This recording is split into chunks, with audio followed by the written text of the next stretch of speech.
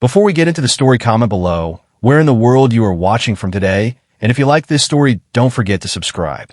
It wasn't the kind that clung to your skin or made your shirt stick to the curve of your back. It was the kind that carried memories in its warmth. The kind that whispered from cracked pavement and aging brick, calling out to those who once knew this place as home. Graham Whitaker adjusted the cuff of his crisp white shirt and stepped out of the black sedan that had just pulled to the curb on Commonwealth Avenue. Boston. 6 years. That's how long it had been. Long enough for the skyline to shift slightly, for the cafes to change names, for entire buildings to disappear. But some things remained stubbornly unchanged. The scent of roasted coffee drifting through side streets, the hum of sidewalk conversations, and that quiet ache he'd tucked into his chest the day he left. He was different now. Older, certainly. Sharper around the edges. The tech world had taken the boy who once dreamed of building solutions and molded him into a man who solved billion-dollar problems before breakfast. His name, Graham Whitaker, adorned magazine covers and tech summits. His voice moved markets. But none of that prepared him for what he saw at 3:27 p.m. on a street corner across from the old bookstore he used to haunt in college. She was there. Elise. No warning. No cinematic build-up.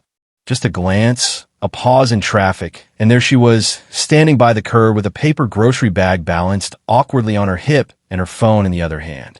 She was wearing a simple denim jacket over a sundress that caught the breeze, just enough to remind him she had always favored clothes that moved.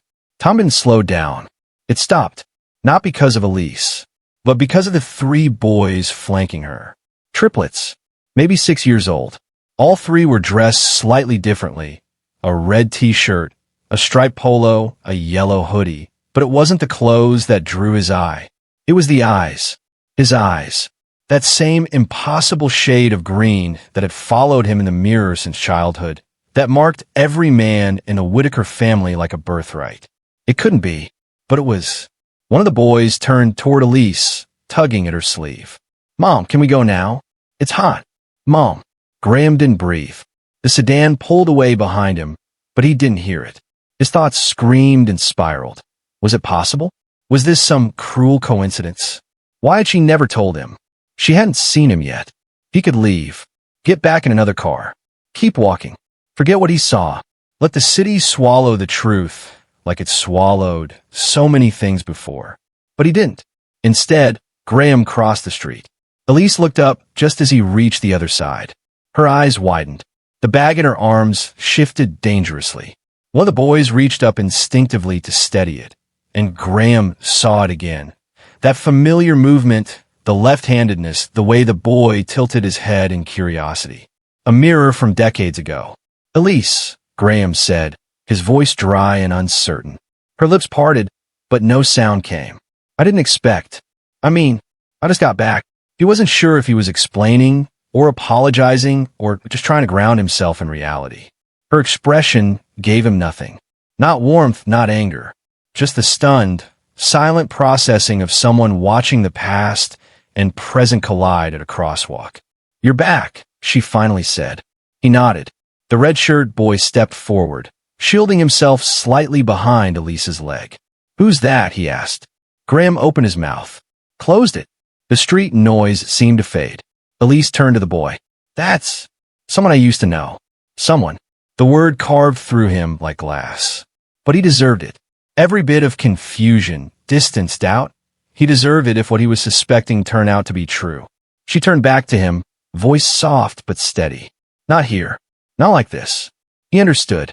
There were questions too big for sidewalks and eyes too small to carry their weight. She fished in her bag and pulled out a crumpled receipt. Writing something with a pen she kept tucked in her jacket. "Tomorrow," she said. "Noon. Brew and Bloom on Maple Street." He took the paper. Their fingers didn't touch. Then she turned away, ushering the boys toward a waiting Uber that had just arrived. The car door shut. Graham watched the vehicle pull away until it vanished around the corner. Only then did he look down at the paper in his hand. Tomorrow. Noon. Brew and Bloom. And 3 names scribbled in familiar handwriting. Jacob, Micah, Landon. His knees nearly buckled.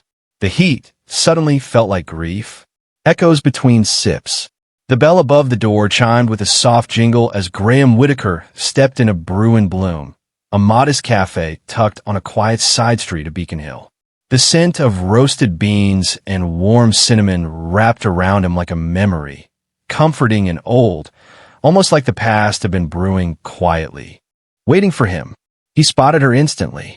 Elise Marlowe sat at the far end, framed by morning light pouring through the window, her fingers curled loosely around a white ceramic mug.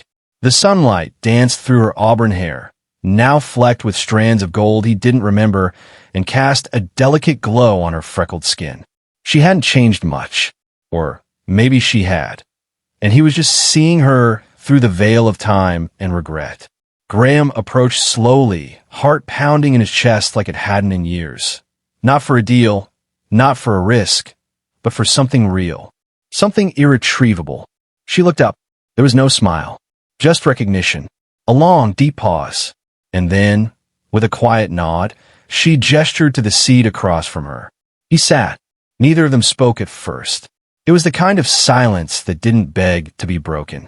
It simply existed, full of unspoken questions, years of distance, and one enormous truth that hung in the air between them like a storm cloud ready to burst. The barista arrived with his drink, placed it gently on the table, and disappeared as if sensing the weight of the moment. Graham cleared his throat. Elise. She looked at him, eyes calm but resolute. They're yours. The words landed like a stone in his chest. Jacob, Micah, and Landon, she continued, her voice even but soft. They're 6, born that winter after you left. He exhaled slowly, as though his lungs had been holding in the truth all this time. I tried to tell you, Elise said, her eyes not accusatory but tired. I called, left messages, emailed. I even came to your office. Your assistant said you were in Tokyo, then Singapore, then unreachable. Graham looked down at the untouched coffee. He remembered those calls, the missed messages, and the night he told himself he had to let go of every distraction to succeed. That distraction had been Elise. I was building the company, he murmured, the words weak and meaningless even to himself. I know, Elise said. That's why I stopped trying. A sharp ache bloomed in his chest, not just for what he'd missed, but for what she'd endured alone. Why didn't you tell someone else? Your parents? Mutual friends? Anyone? Elise gave a quiet, mirthless laugh. You think I wanted sympathy? Pity? People whispering behind my back that Elise got herself pregnant and the guy vanished across the globe? He looked at her then, really looked, and he saw it. The tiredness under her eyes, the strength in her spine, the grace of a woman who hadn't broken, but had bent more than she should have had to. They're amazing boys, she said after a moment. Jacob wants to be an astronaut. Micah builds cities out of Legos that would put most architects to shame. And Landon, he draws. Everything. And he always asks questions I can't answer. Graham swallowed hard. Do they know? About me? Not really, she replied. They know their father was someone I loved very much. Someone who had to leave. I never spoke badly of you, but I didn't know what to tell them either. He reached across the table, but Elise didn't move. I want to know them, he said. To be in their lives. However you'll let me. Her eyes filled with something deeper than sadness. A mixture of hope, wariness, and something still raw. It's not about what I'll let you do, Graham, she said. It's about what they'll need from you, and whether you can give it. And not just for a weekend or a holiday. This can't be a cameo. He nodded, slowly. I'm not asking for easy. I'm asking for real. Elise was quiet for a moment. Then she pulled something from her purse, a folded piece of construction paper, obviously handled by small, sticky hands. She slid it across the table. He opened it. Inside, in 3 distinctly different styles of handwriting, were the words, Thank you, Mommy. We love you. Happy birthday. One corner had a smudged drawing of a cake. Another had 3 stick figures with messy green eyes. They made that last week, she said. Landon insisted the eyes be green. He said it felt right. Graham stared at it, vision blurring. Can I meet them? She hesitated. Tomorrow. After school. 5 o'clock. But just for a short visit. If they get overwhelmed, we'll stop. If you make a single promise you won't keep, it ends. Understood. Understood. He folded the card carefully, reverently, and placed it into the inside pocket of his suit. When they stood, there was still distance between them, but something invisible had shifted. Not forgiveness, not yet, but perhaps the first stone laid on the road to it. Outside, the afternoon sun had softened. Elise turned to walk away, then paused. They have your eyes, she said. But more than that, they have your stubbornness and your kindness, even when they don't know where it came from. He watched her walk down the street until she disappeared around the corner, the noise of the city rising around him once more. But inside, something quieter stirred. A beginning, not of a chapter, but of an entirely new book. He looked down at his reflection in the coffee shop window. Still the CEO, the billionaire, the man used to getting his way. But now he was something else. A father. And that changed everything. The living room visit. The house on Whitaker Lane didn't look like the kind of place a billionaire would visit. Modest, with chipping white paint on the porch railing and flower beds braving the tail end of spring, it looked like the kind of place where love had held the roof up even when the world outside tried to shake it. And in many ways it had.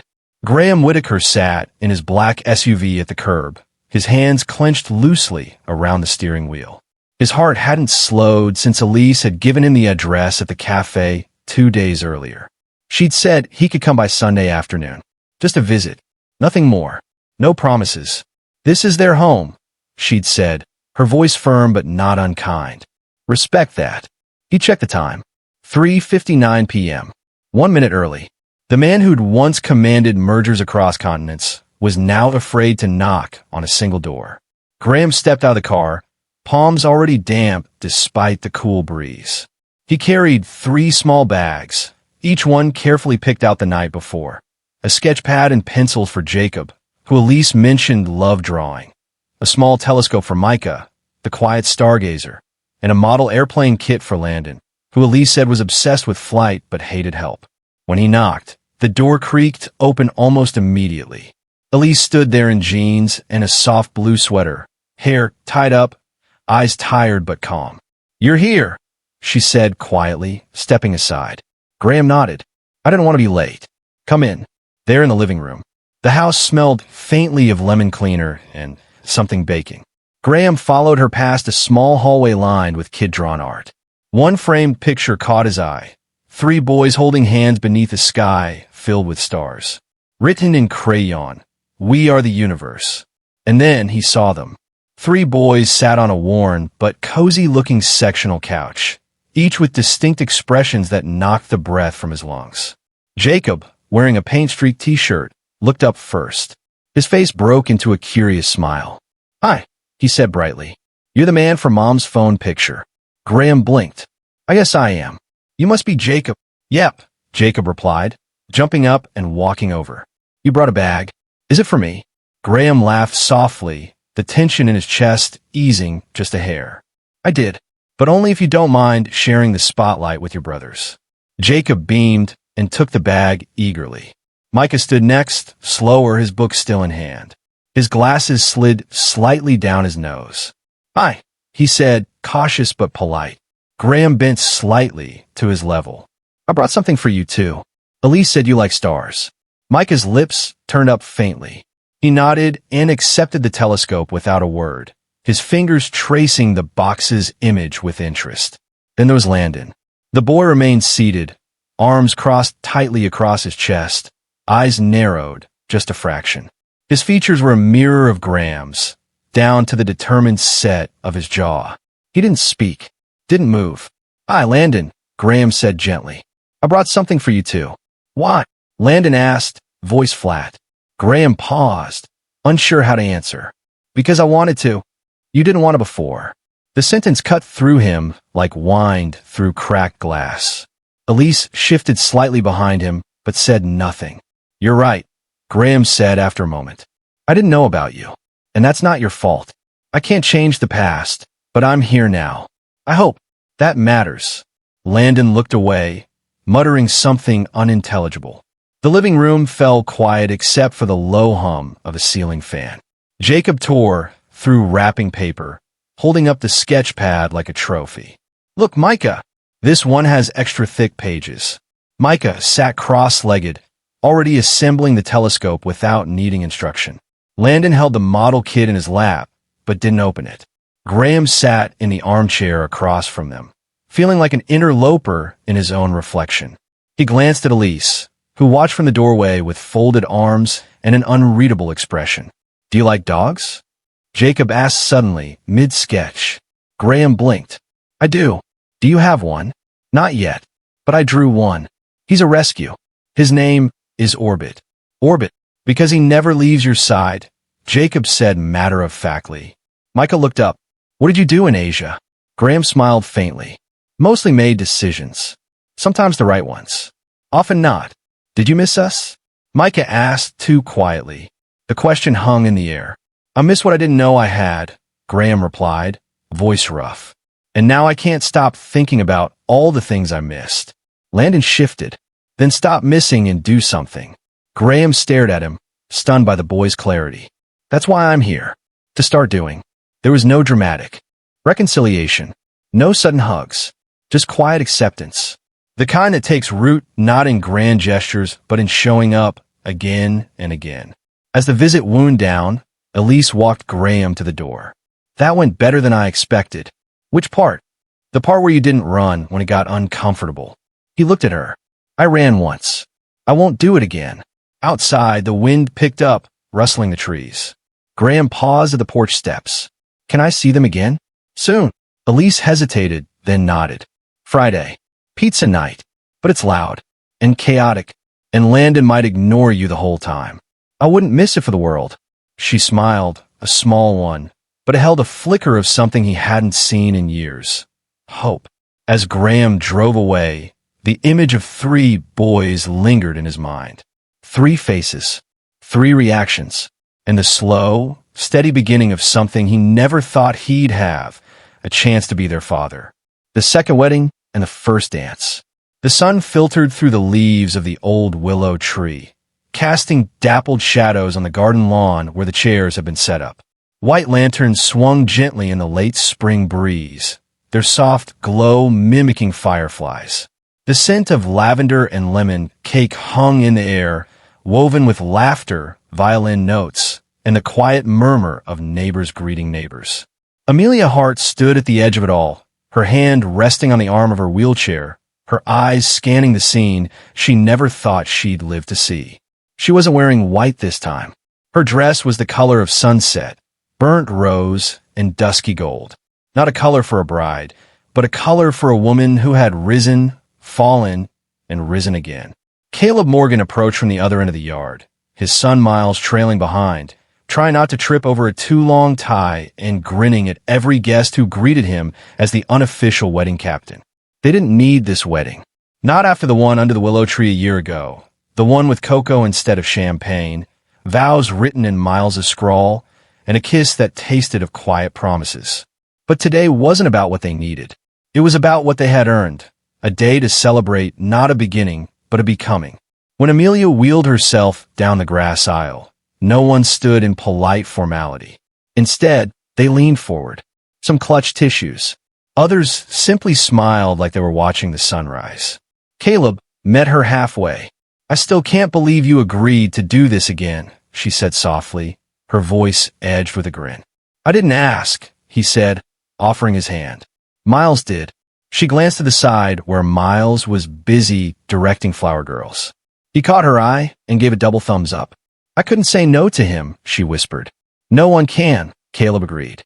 Their ceremony wasn't led by a pastor or judge. Instead, neighbors read lines from books they loved. Lines about courage, kindness, persistence. Maggie, Amelia's friend from the studio, read a quote about dancing through storms.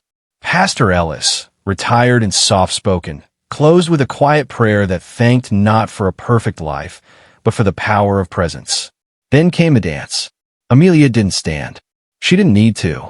The music swelled around them, a gentle waltz played by the local string quartet, and Caleb stepped close.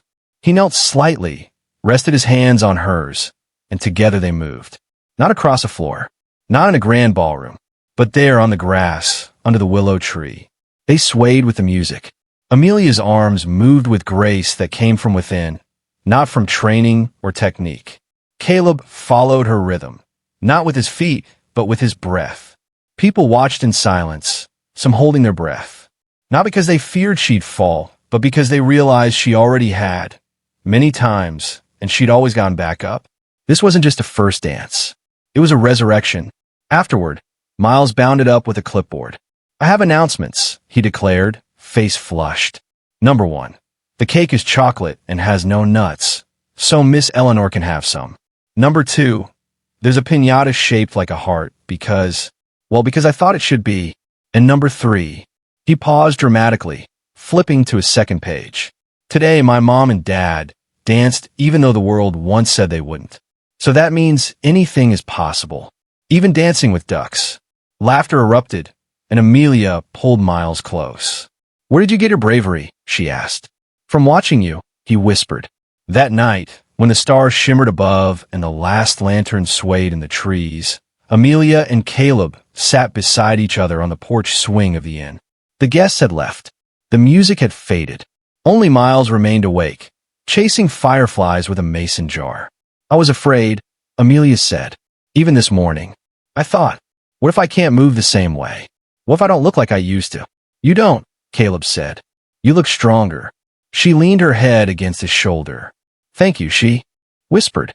"Not for loving me, but for waiting while I learned to love myself again." "You taught me how to stay," he replied. Across the yard, Miles held up the jar with one lone firefly inside. He waved to them. "Look, it's still glowing." Amelia smiled. "So am I," she said. And under the willow tree where vows had once been whispered, and again where music rose for a second first dance, a woman who thought her story had ended discovered the most sacred truth of all. Healing isn't a return. It's a becoming. And love, real love, doesn't wait for perfection. It waits for honesty. And then it dances. The choice that couldn't wait. It was a Thursday afternoon when Elise received the call.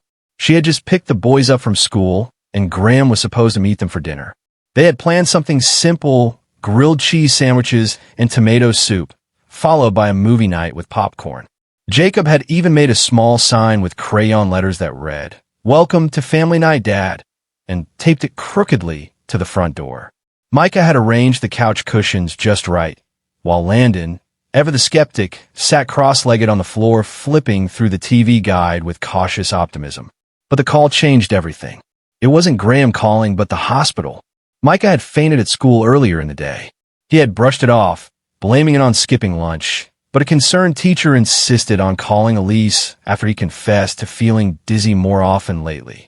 Blood tests had been drawn just to be safe. "We found some irregularities," the nurse explained gently. "The doctor would like to run a few more tests. It might be nothing, but it's worth looking into." Elise's hands trembled as she thanked the nurse.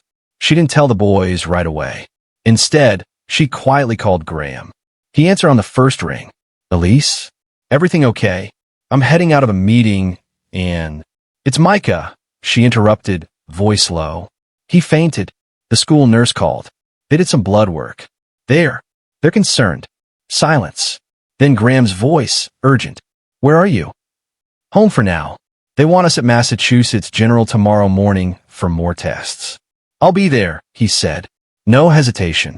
The next morning, Graham arrived at 6:45 a.m., his usual polished appearance softened by exhaustion and worry. He had barely slept, not after Elise's call. It had taken only a few hours to move mountains, reschedule a keynote speech, reroute an entire investor tour, and cancel a press interview that had taken weeks to arrange. For the first time, none of that mattered. The hospital smelled like antiseptic and soft fear. Micah held tightly to Elise's hand, but when he saw Graham, his eyes widened with something like relief. "Hey, champ," Graham said, crouching to his level. "Ready to show those doctors how brave you are?" Micah gave a small, serious nod.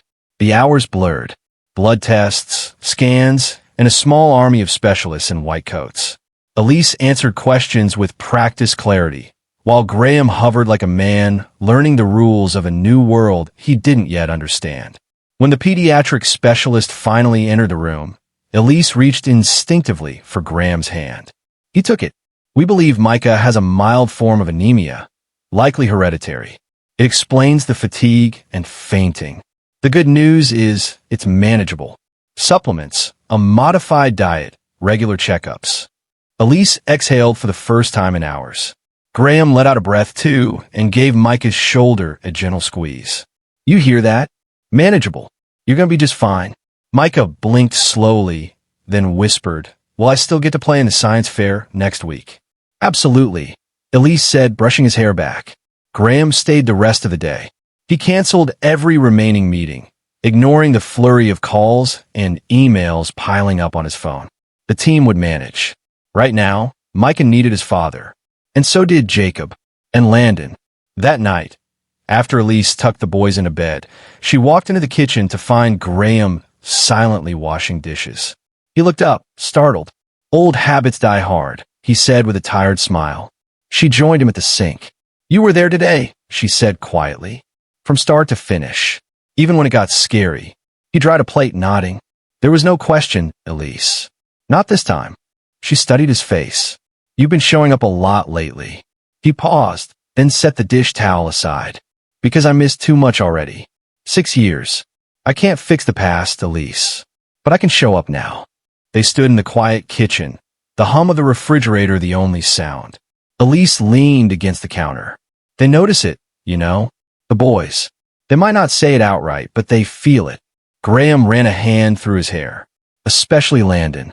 He's still distant. He wants to believe in you," Elise said. "But he's protecting his brothers." "He's had to." Graham nodded. "I get it. I was a stranger who disappeared. And now you're not. Not if you keep choosing this." The next morning, Graham was back before breakfast with a bag of groceries and 3 boxes of cereal. One for each boy, tailored to their favorite cartoon characters. Elise raised an eyebrow. "Bribery by breakfast?" He chuckled. "Strategic investment." Over toast and orange juice, Jacob asked if Graham could help him build a birdhouse for his school project. Micah wanted to do a practice science fair run-through. Landon said nothing, but his eyes lingered on Graham a moment longer than usual. Later that day, Graham canceled the board dinner and spent the evening at the dining room table, helping Jacob glue popsicle sticks and sort nails. They were still laughing over a crooked window frame when Landon walked in, holding a folded piece of paper. "What's that?" Graham asked gently. Landon shrugged. "It's a piano piece. I'm thinking about playing it for the spring recital. Mom says it's too hard, but I want to try." Graham took the paper like it was made of glass. "Want to play it for me sometime?" Landon considered, then nodded slowly. "Maybe, if you show up." Graham looked the boy squarely in the eyes. "I will. Every time." Landon studied him, and for the first time, something unspoken passed between them. Not forgiveness yet, but the possibility of it. As the evening wore on, Graham sat on the porch while the boys finished homework. Elise joined him, 2 mugs of tea in hand. "You know," she said, handing him a cup, "you don't have to prove anything in a single day." "I know," he replied, staring at the quiet street. "But I want to. I want them to know they matter more than anything I ever built." She smiled. "They're starting to believe it." He looked over at her, heart fuller than it had been in years. "So am I." Inside the house, the sound of laughter, of pencils scratching across paper, of childhood routines unfolding naturally around him. Graham didn't reach for his phone once, because the only thing that couldn't wait anymore was being a father. The hallway outside the emergency room was colder than Graham remembered any hospital ever being. He stood beside a vending machine, humming softly behind him, but its glow only added to the surreal detachment he felt. Elise sat in one of the molded plastic chairs, her arms wrapped tightly around herself, as if trying to hold something together that had already begun to unravel. Micah had fallen from the jungle gym during recess, landing awkwardly on his left wrist. The school had called Elise first. She'd called Graham, and even now, she looked as if she hadn't caught her breath since. Graham had been in the middle of presenting a revised funding strategy to his Singapore partners, a deal that had taken over a year of patient maneuvering. When Elise's voice had come through the phone, shaken and clipped, he'd stood up. mid-sentence, closed his laptop, and said simply, "I have to go." There were no further explanations, no apologies. Just urgency. Now, as he sat beside Elise in the waiting room, the sterile smell of antiseptic clinging to his suit, he realized how distant the world of acquisitions and metrics felt. Micah, his quiet and curious boy, was somewhere behind those double doors, and no amount of status or wealth could grant him access faster. "They said it's probably a fracture," Elise whispered, her voice raw from worry. "They just need the x-rays to confirm." Graham nodded slowly. "Is he scared?" She turned to look at him. "He asked for you, right after they put the temporary cast on. That caught him." His throat closed unexpectedly, and he had to glance away to blink something back. "He did. Yes. He wanted to show you his science notebook," she said with a soft, tired smile. "Said you promised you'd look after school today." Graham leaned forward, elbows on his knees, fingers laced together. He was supposed to have looked over that notebook after the investor call. He remembered now. Micah had slipped it into his briefcase that morning with quiet pride. Graham had smiled, ruffled his hair, and said, "I'll check it right after my call, I promise." He hadn't. The call had taken over, as they always did. But not today. The door opened with a hiss, and a nurse stepped out, clipboard in hand. "Family of Micah Marlowe." They both stood immediately. "You can come back now. The doctor wants to speak with you." They followed her past a curtain-lined corridor, where the sounds of beeping monitors and hushed voices filled the air. When they reached Micah's room, Graham paused in the doorway. The little boy sat on a hospital bed, his arm in a temporary sling and his legs dangling just above the floor. He looked up as they entered, his eyes, those same green eyes Graham saw in the mirror every morning, lighting up. "Dad," he said, his voice bright despite the discomfort. Graham crossed the room in 2 strides and knelt beside the bed. "Hey, buddy," he said, brushing a curl from Micah's forehead. "You scared me." "I didn't mean to fall," Micah said solemnly. "It just happened." "I know," Graham said gently. "And you were very brave." The doctor arrived, a tall woman with tired but kind eyes. "Micah has a non-displaced fracture of the radius. It should heal cleanly with a cast. We'll get him fitted today, and he'll need some rest and follow-ups, but he's a lucky boy." Graham let out a breath he hadn't realized he was holding. Elise sat down beside Micah, stroking his hair, while the nurse began prepping the materials for the cast. "What color cast do you want?" she asked. "Green. Like Dad's old college hoodie," Micah said, looking at Graham. Graham smiled through the ache blooming in his chest. When it was all done and Micah had his green cast, decorated with a couple of dinosaur stickers the nurse had found, they helped him down from the bed. "I want ice cream," he declared. "Then ice cream it is," Graham said. In the parking lot, as Elise buckled Micah into the back seat, Graham lingered by the passenger side. "You left a multi-million-dollar meeting," she said without looking at him. "It doesn't matter," he replied. "He asked for me. That's all that matters." She finally turned toward him. There was no resentment in her eyes, only weariness softened by something close to gratitude. "You meant it, didn't you? That nothing's more important than them." Graham nodded. Every word. They stood in silence for a moment, the hum of city traffic surrounding them. "He's starting to believe you," she said quietly. "So am I." As they drove off, Elise leading the way, Graham following close behind, he glanced at the cast from his rearview mirror, that bright stripe of green in a world that had always been gray and blue and boardroom white. He didn't know what the investors would say. Maybe they'd pull out. Maybe the board would question his focus. Maybe. But as he followed the taillights of Elise's car, Graham smiled. He would rebuild if needed. Rebalance. Relearn. Because for the first time in his life, someone called him Dad, and meant it.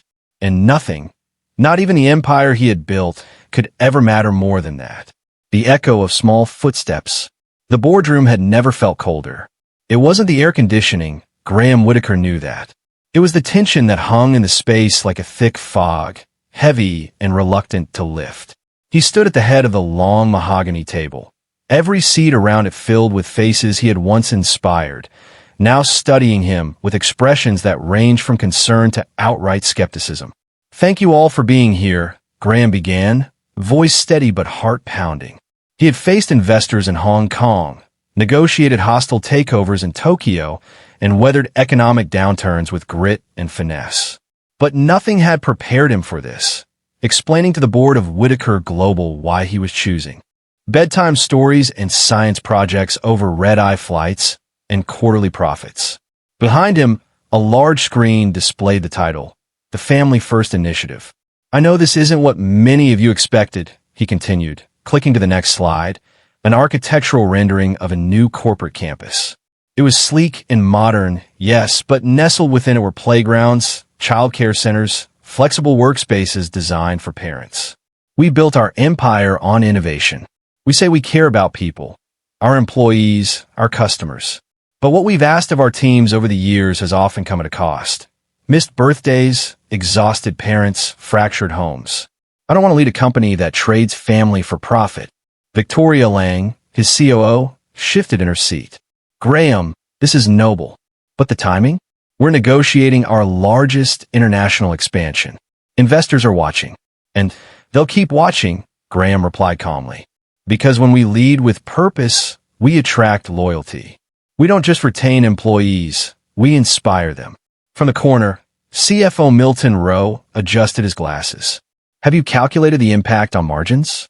The risk to shareholder value?" Graham nodded. "Yes. And I've also calculated the cost of burnout, high turnover, disengaged talent. The Family First Initiative is an investment in sustainability, not just human, but financial." He clicked again. Photos appeared.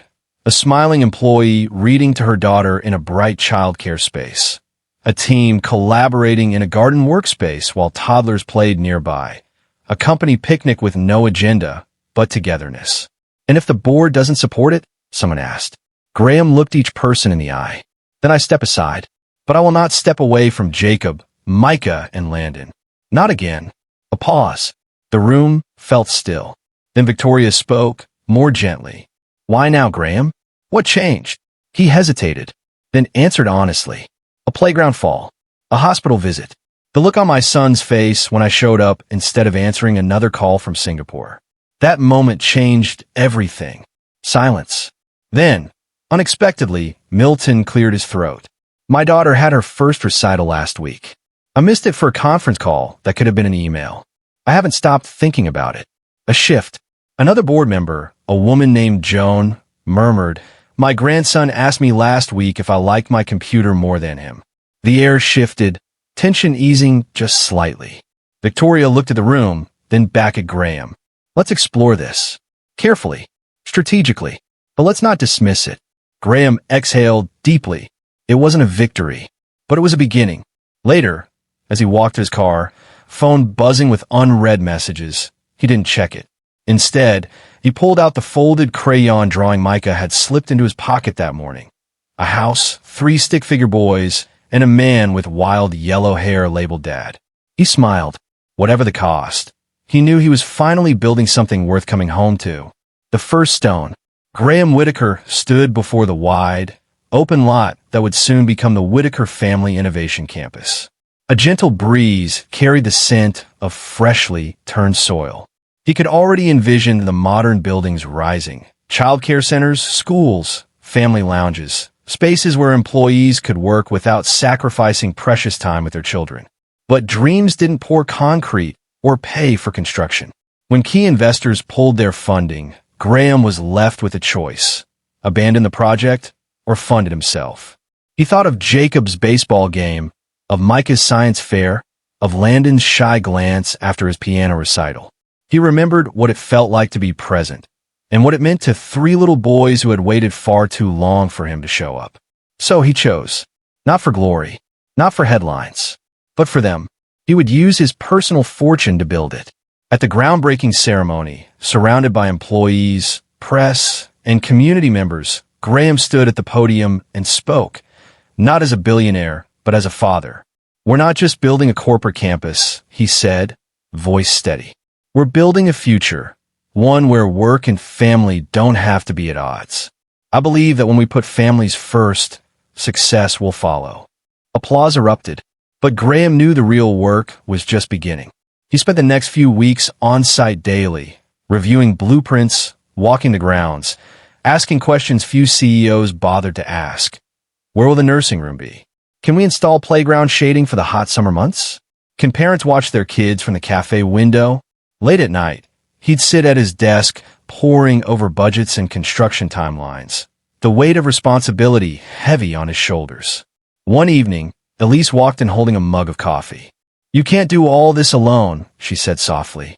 He looked up, exhaustion visible in his eyes. "I know," he said, "but I made a promise to them and to every child who waits for a parent too. Come home." She placed her hand gently on his shoulder. "And you're keeping that promise. Just don't forget, they need you more than they need blueprints." Her words stayed with him. He began delegating more. Not out of weakness, but out of wisdom. He realized leadership wasn't about doing it all. It was about knowing when to trust others. Months passed, and then, one bright morning, the Whitaker Family Innovation Campus opened its doors. Families strolled through the halls. Children squealed with delight on the play structures. Parents settled into workspaces knowing their kids were just a few steps away. Graham stood at a distance, taking it all in, his heart full. Elise joined him, her fingers finding his. "You did it," she whispered. He smiled and shook his head. "No, we did it. Together." In that moment, Graham understood that real success isn't measured by wealth or accolades, but by what you leave behind in the lives of others. What he built wasn't just a campus. It was a legacy, a promise kept. Stories at the dinner table. The crisp autumn evening cast a golden hue over the quiet neighborhood as warm light spilled from the windows of Elise's house, turning the small home into a beacon of comfort. Graham stood on the porch, a bottle of wine in one hand, his nerves bundled tight beneath his tailored coat. This wasn't just dinner.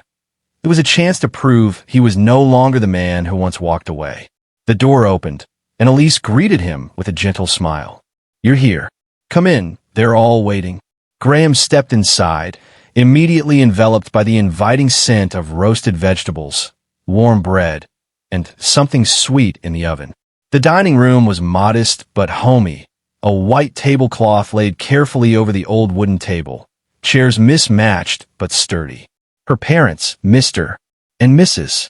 Mitchell, were already seated, their expressions unreadable. Their eyes followed Graham's every move with quiet intensity. "Good evening," Graham greeted, trying to steady his voice. "Thank you for having me." Mr. Mitchell nodded, reserved. Mrs. Mitchell offered a polite, tight-lipped smile. "Let's all sit," Elise said, breaking the silence. The meal began in near quiet, broken only by the clink of silverware. Graham felt the weight of every glance, every pause. But he knew words would only go so far. Tonight, he hoped for something more powerful, the voices of three small boys. Jacob, the oldest, put down his fork and looked across the table at his grandparents. "Did you know? Last week, Dad helped me study for my science exam. He explained everything so well, I got the highest score in class." Micah chimed in eagerly, his voice lighter. "And he taught me how to play chess. We stayed up super late one night. He even let me win. Once." Then Landon, the youngest, normally so guarded, lifted his gaze. "Well, I got sick last week," he said softly. "Dad stayed by my bed all night. He didn't leave." Their words landed like pebbles in still water, small but rippling, breaking through the doubt that had filled the room. Mrs. Mitchell blinked, her hand instinctively pressing to her chest. Mr. Mitchell's eyes narrowed, not unkindly, but with thoughtfulness. Graham cleared his throat, his voice steady and real. "I know I haven't earned your trust yet. I made mistakes, more than I can count. But I'm not running anymore. These boys, this family, it's all I want. And I'm here for good." Mr. Mitchell took a moment, then spoke slowly. "They say actions speak louder than words. What I heard from my grandsons tonight, it's a good start. But trust doesn't come back overnight." Mrs. Mitchell added, "We just want to see Elise and the kids happy. If you're serious, we'll give you the chance to prove it." Relief swelled in Graham's chest. "Thank you. I won't let you down." The rest of the dinner passed with lighter conversation, stories about school, jokes from Jacob, and laughter that felt like it had been waiting in that house for far too long. Later, As Graham got ready to leave, Landon reached for his hand. "You'll be back tomorrow, right?" Graham knelt to look him in the eye. "Of course I will, buddy. I'm not going anywhere." And in that quiet promise, Graham understood. The road to redemption wasn't paved with grand gestures, but with dinners like this, hands held tight, and the kind of presents that couldn't be bought. Only earned. The music beneath the stage lights. The late afternoon sun cast a golden hue over the quiet streets of the small town. Graham stood before the mirror, adjusting his tie with trembling fingers and a heart that hadn't known this kind of nervousness in years. Tonight was Landon's piano recital, his youngest son's first performance. And this wasn't just a musical event. It was a defining moment in the long journey Graham had taken to rebuild what he once thought was lost, the bond between a father and his children. He picked up the carefully wrapped bouquet, white and blue chrysanthemums, Landon's favorite colors. Graham knew flowers were typically handed to young girls after recitals, but he didn't care. This wasn't about convention. It was about showing up, being proud, and making sure his son knew that pride wasn't silent. When Graham arrived at the school auditorium, the place was alive with the rustle of families and the quiet energy of children awaiting their turn to shine. He spotted Elise sitting in the front row with Jacob and Micah already beside her. She offered him a smile, a quiet one, filled with something softer than forgiveness but warmer than obligation. "You're early," she said as he took the empty seat next to her. "I didn't want to miss a single second," Graham replied. The auditorium quieted as the principal took the stage to welcome parents and introduce the young performers. Landon was scheduled to perform midway through the evening. When his name was finally called, Graham felt his heart lurch. Landon stepped onto the stage, small in stature, but radiating a quiet determination. He wore a navy blue suit, his hair neatly combed, and his hands steady as he sat before the grand piano. He looked out into the audience and found Graham. Just for a moment, his eyes widened, then softened, and a small, knowing smile appeared. That smile, subtle, real, and fleeting, told Graham everything he needed to know. He was no longer a stranger. Then the music began. It was a gentle, thoughtful melody, Landon's touch surprisingly mature for his age. Graham didn't blink. Every note seemed to echo through the cavern of his chest, reverberating against the walls he'd spent years building around his heart. With each passing moment, the music stitched together something in him that had long been frayed. When the final note faded, the auditorium erupted in applause. Graham stood, clapping with such fervor that Elise reached out, almost instinctively, and took his hand. He turned to her, eyes damp, and she gave his fingers the gentlest squeeze.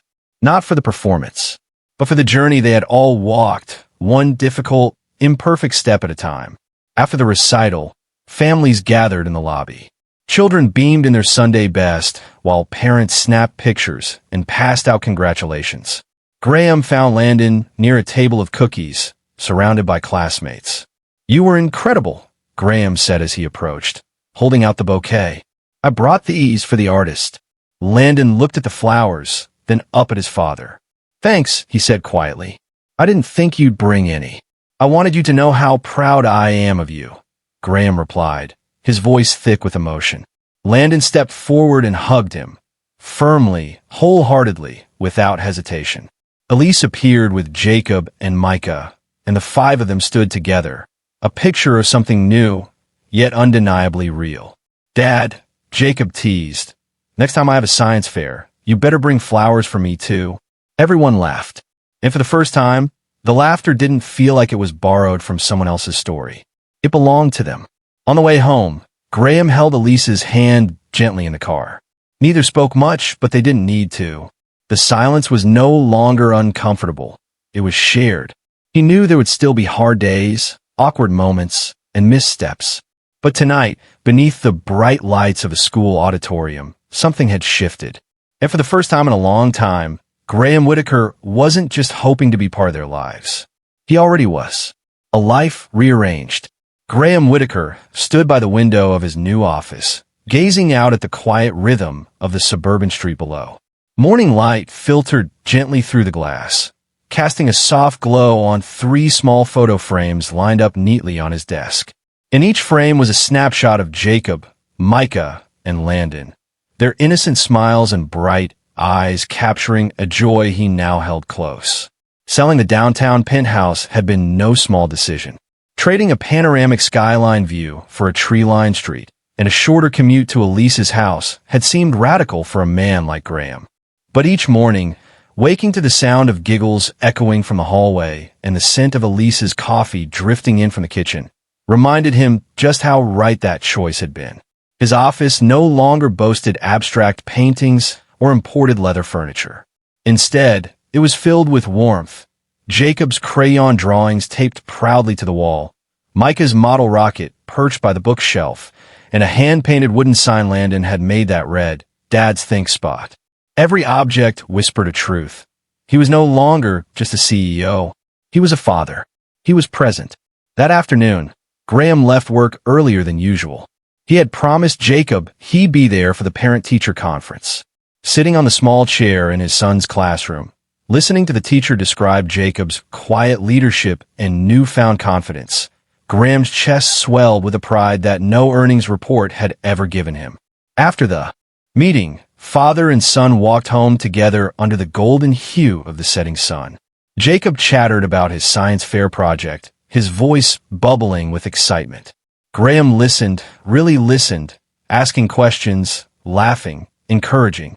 Every step brought them closer, not just to home, but to each other.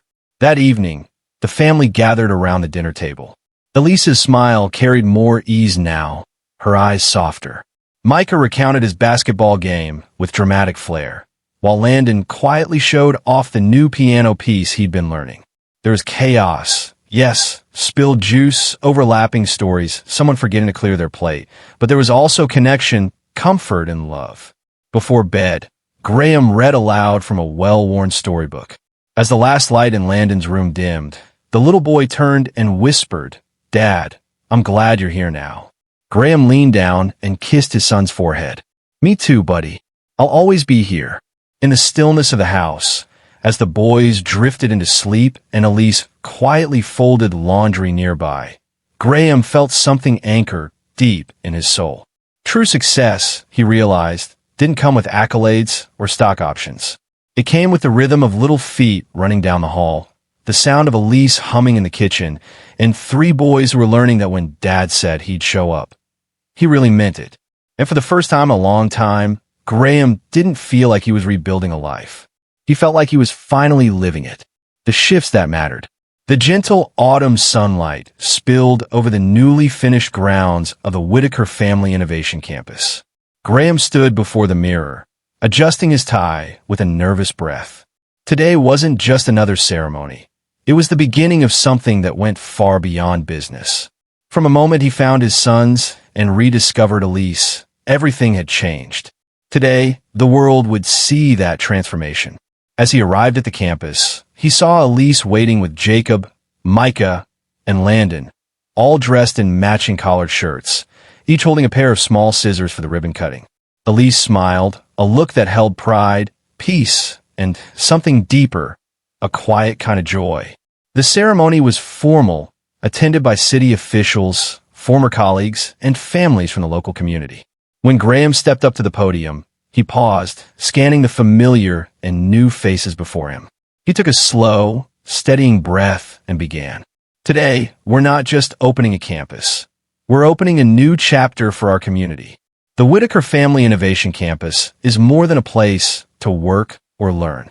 It's a symbol of what happens when we choose love, family, and purpose over profit alone. I used to think success was measured in numbers, in quarterly reports and international expansions. But life has taught me otherwise. True success is when you can make life better for the people who matter. And no one matters more than our children and those who care for them. This dream wouldn't have been possible without Elise, Jacob, Micah, and Landon.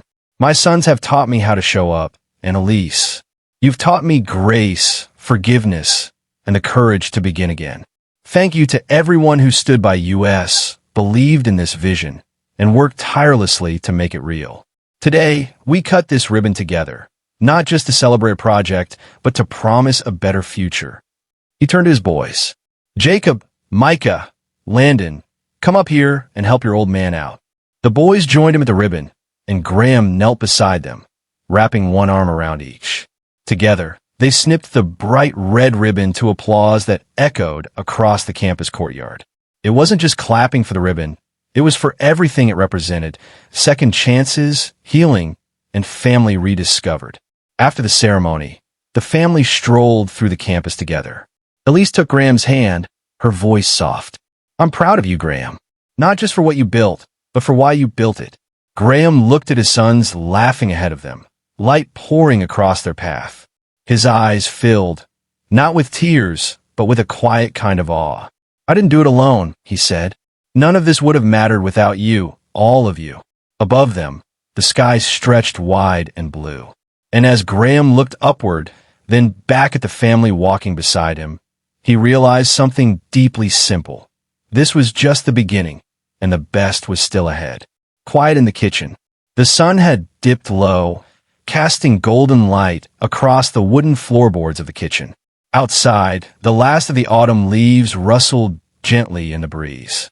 Inside, the hum of a home settling into itself filled the space. The low tick of the wall clock, the quiet clatter of dinner dishes being put away, and the soft laughter of 3 boys upstairs, their footsteps pattering across the ceiling. Graham stood at the sink, hands still damp from drying the last plate, and watched Elise as she lit a small candle on the table more out of habit than necessity. Her movements were unhurried, graceful in a way that had nothing to do with performance and everything to do with being present. She caught him looking and smiled, that knowing kind of smile that says, I see you. Still, they hadn't planned this night to be anything special. No guests, no cameras, no big declarations. Just a Tuesday night with shepherd's pie and chocolate milk, a spilled napkin or two, and Micah telling a story so animated he nearly fell off his chair. Landon had rolled his eyes, but laughed anyway. Jacob had asked if they could camp in the living room over the weekend. Graham had said yes without even checking his calendar. Elise walked over and leaned against the counter beside him. She held out a warm mug of tea. I used to imagine 100 versions of what it would be like if you ever came back, she said softly. But none of them looked like this. He took the mug, fingers brushing hers, and breathed in the steam. Chamomile and honey. Is that a good thing? He asked. Elise's eyes softened. It's the best thing. They stood in silence for a moment, listening to the distant thrum of the boys upstairs. Jacob's voice leading whatever game they were inventing, Micah's questions bubbling in the background, and Landon's unmistakable quiet, edged with amusement. That sound, life being lived, filled the kitchen like a hymn. Do you remember, Elise said after a pause, when we used to talk about building something together? Back when all we had was that cramped apartment with the leaky faucet and the squeaky floorboards. Graham chuckled. And that radiator that hissed like a dragon? Elise laughed. Exactly. We had nothing but wild dreams and cheap coffee. Graham looked around the kitchen. It wasn't extravagant. There was no marble island or chef stove. Just a scarred wooden table with one leg that still wobbled a bit, mismatched chairs, a fridge with drawings taped all over it, mostly spaceships and dinosaurs, and one suspiciously realistic violin sketch from Landon. And somehow it was everything. I used to think that if I worked hard enough, long enough, I could earn peace, Graham said quietly. But it was never about earning. It was always about choosing. He turned to her then, truly turned, not just with his body, but with the full weight of who he was now. And I choose this. Every time, even when it's messy, even when it's hard. Elise didn't say anything at first. She just reached up and cupped his face with one hand, her thumb brushing the faint crease between his brows. You're here, she whispered. That's all any of us ever wanted.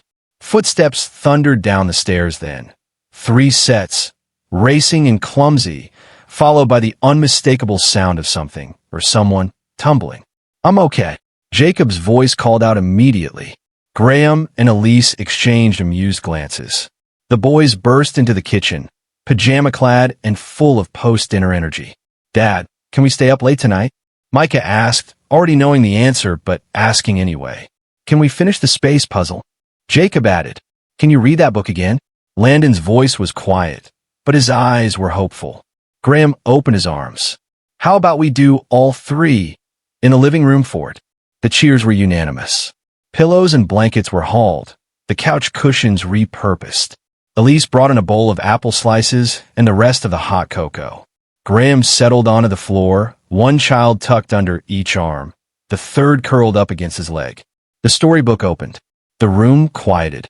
As he read, Graham felt the familiar weight of a head resting on his shoulder. Micah, already half asleep.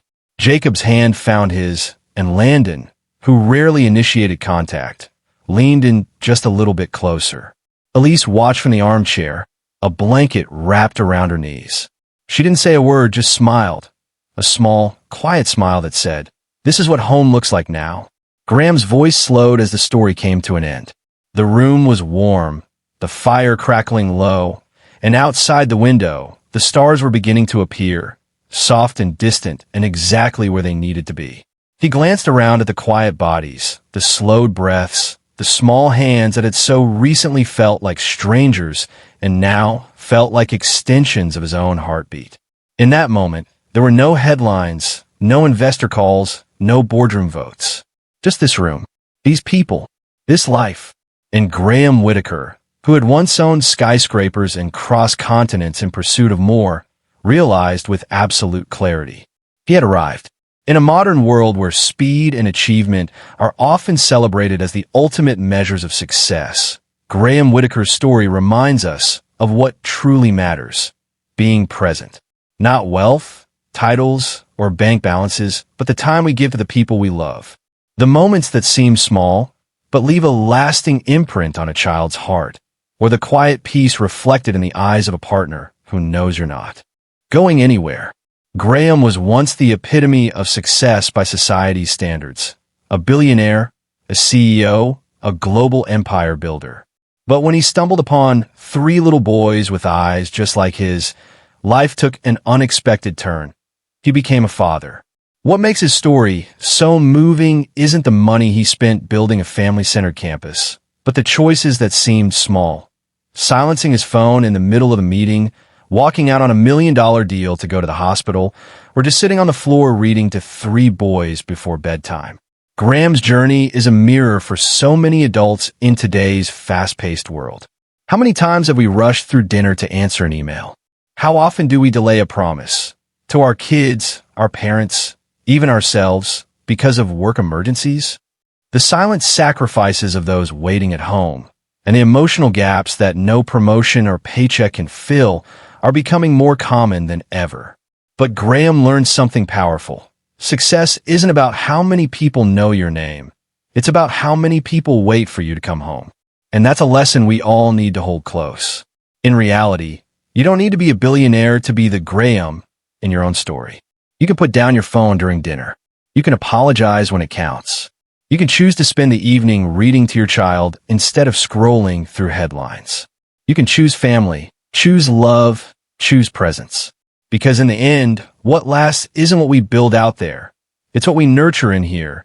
A home filled with laughter, warm hugs, and a look in someone's eyes that says, thank you for showing up. Before we go, I'd love to hear from you. Where are you watching from? Are you tuning in from the heartland of America, a quiet countryside, or maybe a bustling city dreaming of open fields? Drop a comment. Below, I read every single one. And if this story touched your heart, inspired you, or simply gave you a moment of warmth in your day, don't forget to hit that subscribe button and turn on notifications so you never miss another uplifting story like this. Thank you so much for being here. Your support means everything, and I can't wait to bring you more heartfelt stories soon. Until next time, stay kind, stay inspired, and I'll see you in the next one.